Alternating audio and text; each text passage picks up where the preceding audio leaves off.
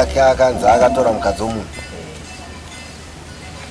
Faith sose haana kupa reason yekurovha kwake. Nyaya yako mwanangu iwe ndiwakakwira udare uchiti ndiri kukwirira mukadzi uyo wakawanikidzwa nemurume wangu, ndizvo? Murume wako ari kuti haipindeka yagara haitopindi mese marovha. Uyo murume wako angaifanira kunge akagara. Uyo Faith handi ndo vanhu vatiri kudawa. Faith angaifanira kunge akagara. Saka kana asina kuuya kuratidza kuti iwewe munhu wauri kuripotera wacho hausi kuripotera munhu wana. Ukaona watokwira dare saizvozvi wakwirira murume wako wakwirira mukadzi uyoyo nokuti vakatorana vari vangani? Vari 2. Wapanzisa mwanangu. Saka isu zvataakuita pano nyaya yetiri kutoida because iri very effective. Mudare medu munhu wauri kutaurawo akataura kuti ini ndatsiva, saka tine basa naye nyaya iyo chaizvo, nokuti ati ndatsiva dzimwe nguva haana kutombotsiva asi kuti akatotora murume wako. Saka toda kuinzwa mudare kuti akatsiva angaudzwa nani kuti atsive. Chikonzero chakaita kuti tirege kuzokusumudzira iweyo yanga isina kukomblenwa. Wapanzwa mwanangu? Hapana anga akomblena nyaya iyo. So wakakomblena iweyo taakuda kuchinzwa manje kuti iwewe uri kunzi ndiwo wakatanga kudanana nemurume wake. Handi ndio zvairika. Ndio zvaitaura muno. Bozi yaiti iwewe ndatsiva nokuti ndakanzwa kuti mukadzi wako iwewe ari kudanana nemurume wangu. Saka it's very interesting mudare medu. Tiri kuida waita zvakanaka paukaripota mwanangu ndakafara. Ndikati ndichikunzwa kuti pamwe ndiwo wakatanga kudanana nemurume wake. Ari kuti ndakatsiva. Ndizvo zvakataura pano. Saka tinoida mudare zvakasimba taakuti ndiwani iwe uya kuno. Unditaurire kuti ndiwani.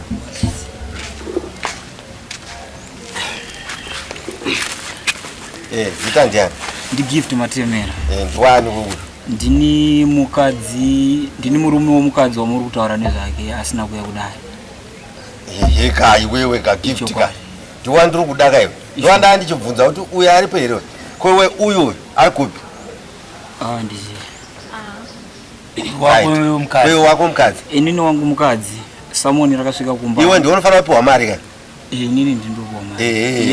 Yangu nawo yandiyakatonga. Aiwa yakapera. Saka iya imwe yatutotaura nezvayo. Aiwa yamukutonga uyu inini ndakamupa Samoni noti ndine murume wake. Samoni akasvika pamba iye asipa ngati. Alright, ndobva wamutambidza kuti Samoni rako iranzi uri kudiwa kupi? Right. Kudare. Ndobva ndamutambidza Samoni ndobva asimuka ndobva enda kuvabereki vake kwana Muzondo ndovabereki vake paMuzondo. Ndobva aenda ndobva adzoka ndamutsaka uita sei china ndakanzi namambo akaninyorera message phone kwangu ndiuya. Tuuya. Nditore mari yangu.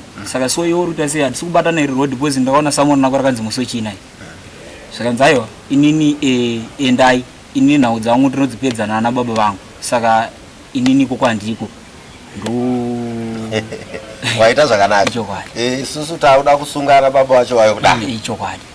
Kana tasungana baba wacho wayo kudari, then toziva kuti nyaya dzedu dzakudi dzakufamba sei. So ndokusaka ndakakuti wewe unouya tosangana na Willard mudare. Tisati tapedza nyaya wobva wakwidza nyaya yako iwewe wakandipa yokuti mambo nda waste mari dzangu ndakuita kunge musungwa irimo. Ndio wakataura. Willard anofanira kubhadhara. Chokwadi. Saka tikangoti ukauya tokutambidza mari toti chienda wenda uchiti mambo aya vagona kutonga. Inini ishe zvangu kwiri kuti rachino chokwadi. Kana zvamira zvakadai so ndi Gift Matemera. Kana zvamira zvakadai so andiona hangu pane kwiri because inini ndakuona sekuti macosts angu anenganyanyisa azonyanya ma expense kandi. Saka inini unofana kutozouya pari kuya mukadzi wako. Aiwa kana muchindidawo muchindikumbira sekutaura kwamuri kuita ndinouya handitadze kuuya because tikatunga mukadzi wako usipo azibude. Aiwa ndinouya kana mandidawo ndinouya ina handina kukakavara kana kuti Gift Matemera handikakavari ipapa titi kana tichiti tinotosungirwa kuti unge unofana ngochitora hatigone kubvunza mibvunzo yatinobvunza mudzimai wako. Tingaise dare rini iwe usipo next Thursday saka iwe hauchakwanisa kunopasa munhu mudzimai wako. Papa Sabhuku Muzondo ndo baba wacho. Ndo baba wacho. Aiwa chirega tibatane namuzondo. Munotaura napo phone even wana number dzonu nadzo. Munotaura. Iwe uchirega ngochafonera nawo kana ari sabhuku wedu. Anouya nemhuri yake. Iwewe ndowakamirira Willard nouya wasati vaonana. Inini zvangu ishe ndozva ndikutaura kuti imbomira kutaura neuyu. Unoziva here? Nyaya yakupinda futi mudare yakuda Willard nemukadzi wouyu. Muriona mamiriro akaita. Yakuda Willard nemukadzi wouyu. Asi uyu na Willard havana kuonana. Yakaitwa inonzi default judgment. But uyu azokwira dare akudeedza mukadzi wani uyo isanga chiti nyaya takudhizimisa yakuenda zvachose vanhu havachadii havachaonana. But tikada kuti Willard akuita force yekuuya mudare handiti kuti achionana neuyu nokuti mukadzi wake adii akwira dare. And imimi muri kuita the same zvaingoita panyaya uyu. Iwewo wauya iweyo handiti uri kumirira Willard ndowakauya pekutanga futi paya.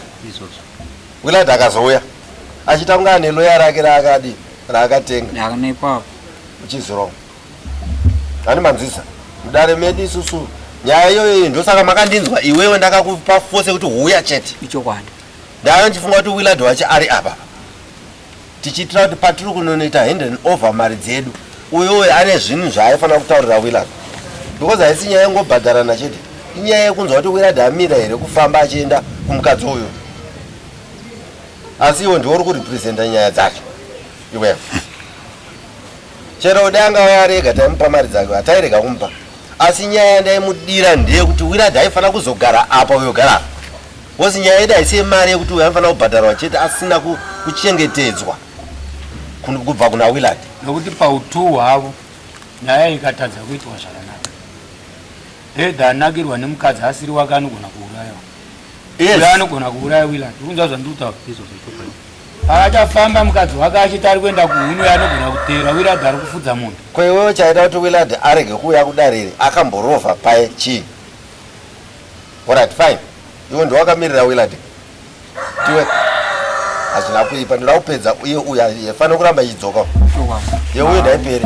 Toda kupinda yemukadzi wake. Yemukadzi wake yakasiyana neuyu. Uyu dzimwe nguva mudare macho hatitodi kuti aite say something nokuti uyu aitotaurirwa aitozvinzwawo achitaurirwa muchi. Uyu akanzi atsiva handi ndizvo mukadzi wake akati ndatsiva but makuhwa handiti saka anofanira kuuya zozvipupura kuti iwe waidanana neuyu. Mukadzi wangu akataura kuti ndatsiva inini ndaimuitira chipfambi kwete kuti ndakamubvunza akamunomu akati aidanana nemukadzi wacho wemurume iyeyo. Ayo kana video iri mfoni mangu ndinaro chirega auye mwanangu atiita ndokusaka tatizo nyaya ikai hatisi kuda kuti mira mwanangu mira ukati manyira wautanguda kutonga naye uterere nyaya iripo tiri kuti nawe haisi kukorresponda kuenda kumberi. Saenda kwayo kumberi ndiko kuti vanhu vari kudiwa mudare avapo vanosanganisira mukadzi wako vanosanganisira murume wako. Kana zowe pane shoko rauri kuda kuvhika iwe kuti vakati iwe unogona kuriramba asi iwe muridzi wayo kana aripo anofanirwa kuti ari pupu wakamirapo usiriwo unoritaura kana asiri uyu achataura mudare handi ndizvo because uyu afana kupindirirwa neuyu mukadzi wangu ndiko inini ndinoda kufambira nawo yangu sikaipere because ndinoona nguva yangu yareba ndikufambira nawo ende inini muchinditaurira William uri muteereri uri kunzwa zvandiri kutaura pawagara apo panoratidza kuti uri musungwa iwe usiri musungwa handiri kuteerera zvandiri kutaura wanga usingafanirwi ngora pawakagara apo pokuteerera kuti William ari kunzi kudii handiri kupanzwa. Saka next lot iwe unofanirwa kuti utaurire William kuti auye kana pasina vanhu vese vari kuita unjurukofa ndobasa repolisi. Hezvino handoti tiri kutaurirana nyaya yekuti next week yeThursday isisi tinoita kuti atorwe nhasi ochengetedzwa pakamba ipapa pavanomuchengeta kusvika musi wechina nekuti isisi hatina custody yevanhu. Tautaura netokwadi hatina chitokisi stock statement ndechokudaidzai zuva iroro mouya muchibva kudzimba dzenyu voya topedzerana panapa kunzi tinozotiwa tapedza kutonga tokuti tichibva wavharirwa muita zvakati tinotidzokera kumba unotsvaga zviri kudiwa kana kuti hauna mhosva aenda kumba handiti saka iwo handitoda kuti ndizoona uchimiririra William zvakangofanana uyu pari kuya kuzoanza mukadzi wake uye amirire mukadzi wake achivhikirira mukadzi wake nokuti akavhikirira mukadzi wake achiti havana kudaro ivo adzimai ava vakapoya futi paari vachiita zvakaipa kurava kuti tichazoti uyu ari kuti adzimai vafambe vachitora mari dzevanhu vachinyepera kuti vachidananiwa saka tiri kuda vanhu ivavo kuti vagoya mudare tigotarisana navo togotonga imi makagarawo kumuri vateereri handizvozvo plus uyu ichamiririra nhasi nyaya uyu inofanira kupera inofanira kupera sei iwe uchamirira Willard because Willard apa takamupa judgment yatakamupa inonzi default judgment haisi judgment yakapiwa haripo wapanzwisa ninyaya kuti anga asingabatiki mudare saka uyu nhasi achataura newe futi iwewe ndiwo gweta rani raWillard kuti pamari yangu yetransport yakati yakanokuti toda kuti uipere hatsoda kuti sondronoya rinoyarere tidzokorodze nyaya idzi panyaya iri kuuya haisi yake anofanira kunge ari out uyo otaura mari dzake dzetransport kwauri iwe nokuti akanyora kuti munhu adefaulta ndiye akonzeresa kuti uyo afambe katatu pamutemo wedu isu hatitendere kuti complainant ndiye anofamba kunge musungwa like zvakaita so iwe Willard uripo pakutaura kuti transport yangu mari yakati iwewe ni gift pamusoro kunga inini kuya pamukuzvakandii zvamutaura ndisi kuzviramba nekuti ndiri musungwa pandakauya naWillard mbi yangu akaura chinini mafambira mutu ane rodhi dzacho dzinondirasa onaka saka ndakauya kuno kunaye waimuperekedza kuti asarasike kuperekedza handitika so apapa nhasa inini ndakatomudza kunga dzimwe shwari gururu ukuku kwakudiwa iwe nemhuri kwanza ndakupi uku ndivati stimukomaka inini swa kwangu kunesa bhozi rodhi dzachini dzondirasa ndakati kwama nini ikwamana taura kuti ini asitomboziva bhozi ninika so mungonditaura chikuta hapana handitika handei tongoswa inini ndokuita sendokogara ndakagara kubhenji kuteresi uko ndichiona zviri kuita sei zviri kuitika mazochadzi ndauya papi inini ikwandakanakonaa kana vachindichaja handitika transport ndonzwa kuti ninge zvakamira sei handizivi amai varipo ndiva vari papi vari papa bhozi mari ringe chibuda mumba saka uri kureva kuti iwe ukanga waudzwa zvekutaurwa uchanoudza here Willard handimutsanangurira saka akandopa nenyaya yacho yekuti iwewe imi mauya ndakakutaurira kuti makadefaulta munhu uyu akafamba ndofunga kuti chiri kuyewo makadefaulta hamuna kusvika mudare vakomana ini tiri kutaurirana zvinhu zvakatongwa musipo inonzi default judgment yanga isiri koti yamukavingira makazoya ndapa mutongo uyo afamba katunga wapanzwa hapana pamukapinda mudare nokuti saka ndiri kuti ini naipapa tiri kupa futi inonzi default judgment because iwewe wakutotaura kuti hauna kumirira Willard zvakurati Willard suspension because iwewe uda taura nyaya yekubhadhara no sorry siri nekubhadhara zvangu kwanisi kuzha handitika kana vachichaja kuti ano mari yangu yandakawesei mari yamunge mafuta mari yakati zva kuti zvakamira sei nekuti hadi kuramba tichidzoka tsona ndinofanira kutoita sei gift taura mari yako ishe ndingati pekutanga pandakabva kumba kusvika kuno ndashandisa $10 10/3 10/3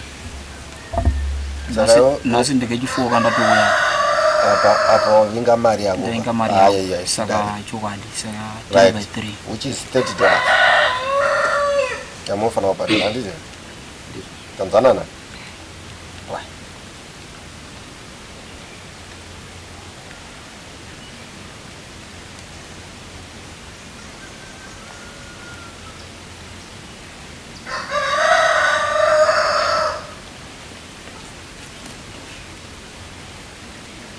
dare rinere harina kuchaja default judgment handimozita makangouya pamapinda mudare pamadi taida kutai kudai uya aripo inonzi default judgment munochajwa nedare rino mawesta nguva yedu tatonga nyaya hamupo apa futa hamupa default judgment Pareka papa apa. Ani wachaja ngati. Imati chaja pandakabisa mari. Uya ngatotaura kudhara muchaji wako nayo. Handiti? Iwe wanga watotaura zvaunofunga uda kupiwa mudare. Saka iye ndaitoteedzera muridzi. Andangoita zvinhu zvangu ndega. Paukanzwa paipai uya angati ndaneta kuuya. So toita sei ndikati iwe taura approximation zvaunoda. Handi ndizvo nayo. Kuitira kuti vakauya vaiva hapasina dara. Asi kuti dara ratoitwa kare. Harisi dara ramukaita makamboona varipo? First time. Inini ndaitoita zvatanga tatonga mudare redu izvi zvokuti Willard angati ndoda mombe. Handi ndizvo nayo. Ndikati mimi muchabvisa mombe yakataurwa nemuridzi womukadzi. Ndoye mari yamukabvisa. Harisi dare taikutaurai zvakabuda mudare. Nawo mauya futi masiya munhu wewewo. Default futi judgment. Mukadzi wenyu uyo ari complaina. Vanofanira kuyananiswa vana. Kuitira kuti uyu futi uyu anofanira kuziva kuti nyaya yapera hatichasangana nani na Willard hapasina patichasangana. Uyu mukadzi akaramba achicomplaina zvaro awise rugare mumba meuyu. Because zvino zvino mukadzi wake pamwe wanga wakagarisana zvakanaka. Havasina kugarisana zvakanaka because uyu anenge anoita ari kurevenge. Muri kuona? Inoita kunge for tat.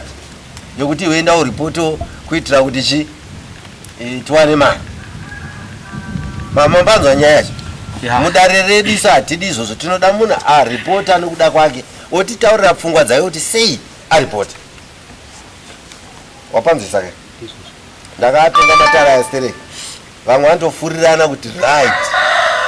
Indawe unoripota. But hazvina kufanana makesi iwaya hasi mamwe chete. Even patinogara tikaita round table hana kutombofanana. Hana. Akasiyana. Pane kesi yekutora mukadzi, kutora murume womunhu handiti direct. Because after the complainant aita nyaya yake kwakukomplainwa. Munzwa tineinyora kuti second complainant. Tineiongorora stereki kana takuita samudare medio. Haisi revenge. Haisi kuda kudzorera mombe kwayabva here. Asi kesi yatenge tatonga isa haimirire iyi. Ayo. Uyo ndingadai ndakatomupa mari dzake kudhara. Dai pasina macomplications kuti Willard ane credit kuno kudare redu kuno.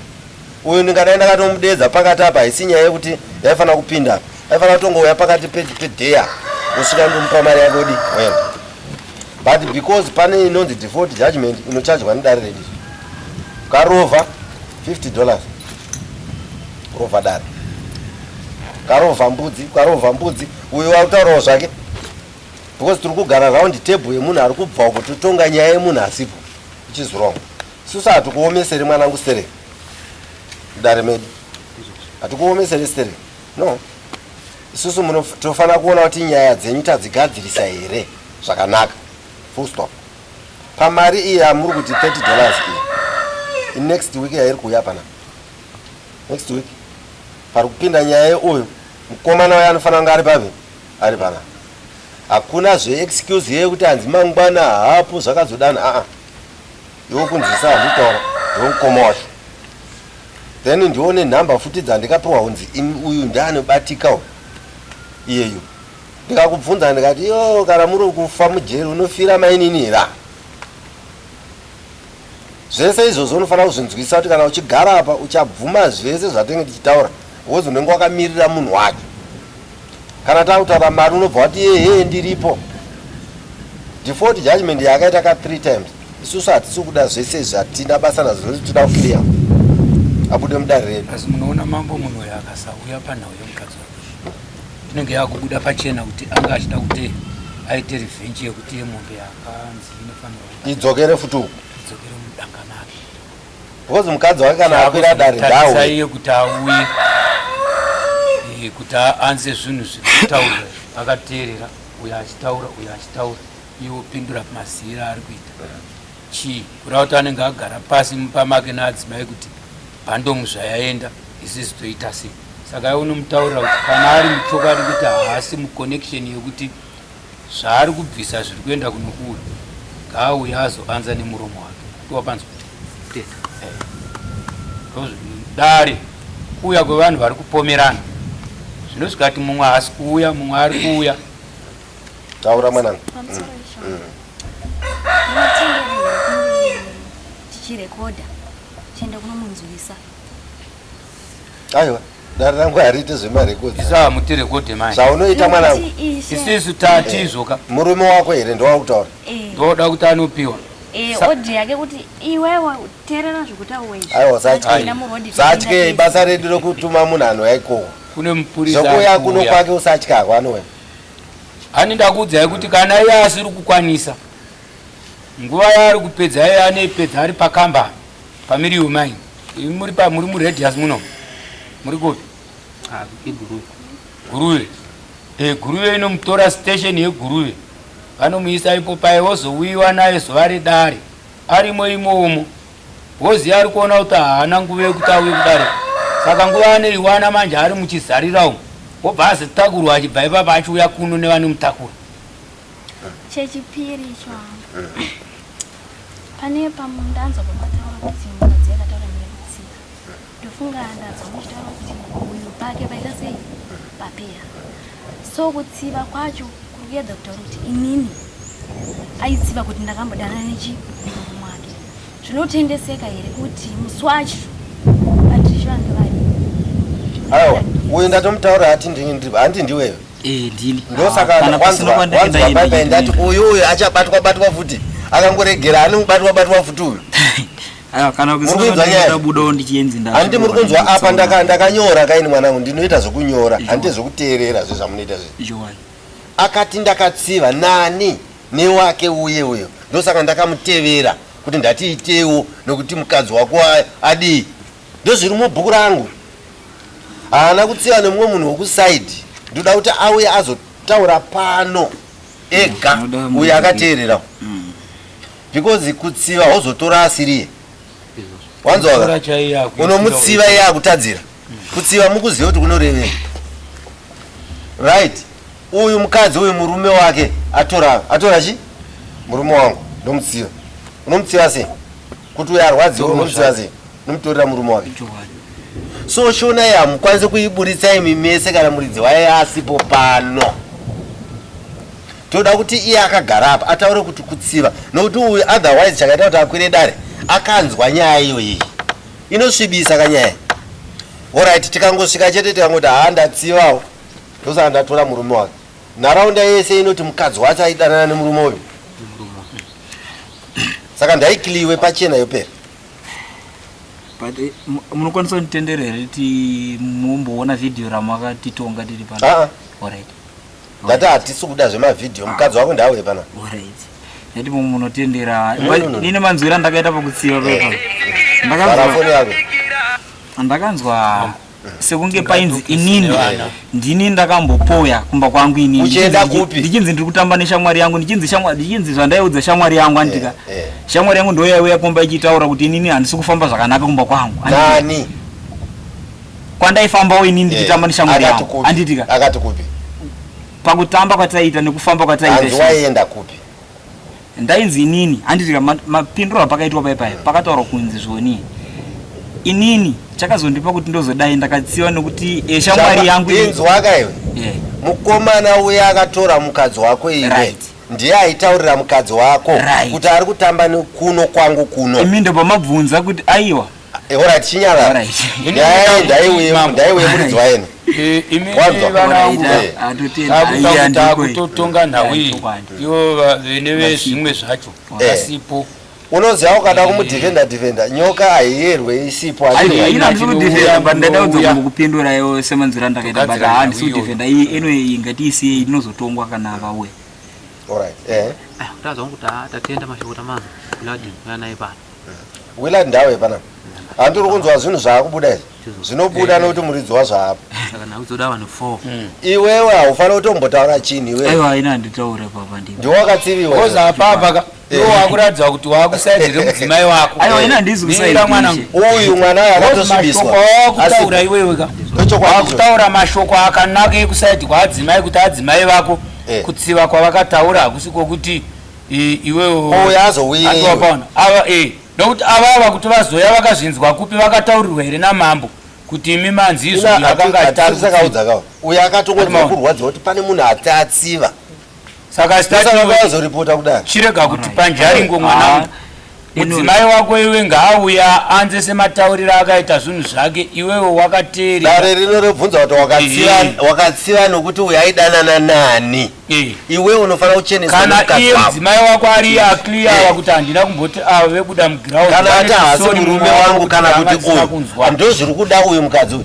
Munoziva kuti mukadzi uyu akawire ndakanyora panapa uyu akati ndiri kuda kuziva kuti iye aidanana nemurume wangu nemhaka yei because pane wedhi rekuti kutsiva. Wanzwa zvakamirira mwana. Saka uyu anopindurwa newe here? Uyu anochenurwa newe here? Aiwa inini ndosaka ndatouya indauya ukwenya yangu iyi indazongoibatwa chimirira yako mwana wangu pedza yangu iyi. Uyu achauya kuzotaura kuti aitsiva nani. Uyu clear uyu akaclear kuti no inini ndaita aitsiva nemumwe munhu uyu achena. But still uyu anoti iwewe waitora murume wangu uchitsiva ini usina kundiudza sei. Kana yanga chinzonga kutsiva inini kana chindanga chidanana nevavo vanotaura kuti chinzoti kuti wadzimai vako vakabuda nayo katoiongorora kuti haisi herewo yekuti avava vari kuda kudzora pfuma yabuda yauya kwauri kana kuti iwewo seyatakamboita yanacho mupaka panapa munogona kudaro futi kuti ndaonawo yandidaro endiregai ndidaro.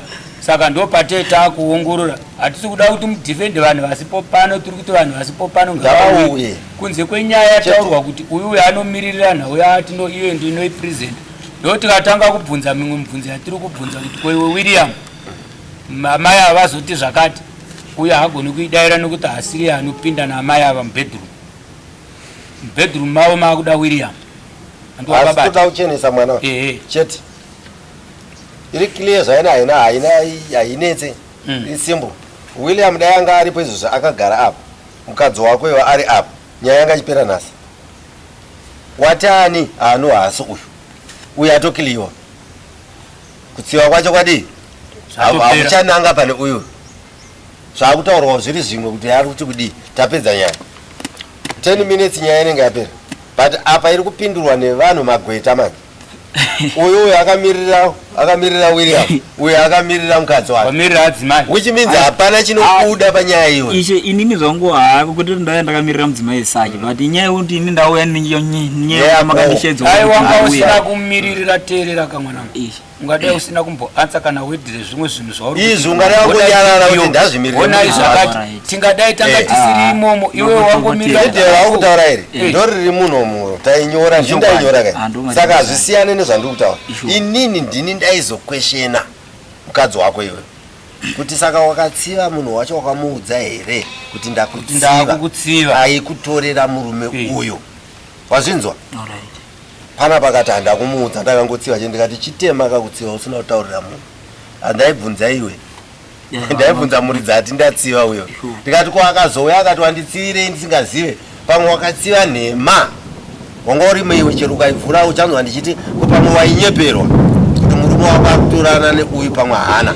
mukadzi wako akatofarisa. Yes saka iye anofanira kuuya kuzopindura kuti munhu hautsive usina kubata chinhu. Akutaura zvekuti kutsiva iye akatotadza kutodarika kunotora mukadzi wemunhu kunyange iye akaona ndo zvazvichiita amai vakakwana chaivo ungaendewo unotora utema munhu. Saka iwe mukomana dare redu wakati default handiti tiri kutuma munhu achaenda kunonolaiza uyo sabhuku tichatuma munhu achanolaiza nasabhuku musi wechina iwo sabhuku vanenge varipo pana nemwana wavo handiti because ndisabhuku wangu wayo hanetsi ndofona chete anouya nemwana wavo uya kuno but imi makarova ka3 dare redu tati rekutanga hatikubhadharise rechipiri hatikubhadharise iri mobhadhara ampofutana taakusumuka futi kuita kosti yekutuma uyu kuenda kunonotarisa munhu vanhu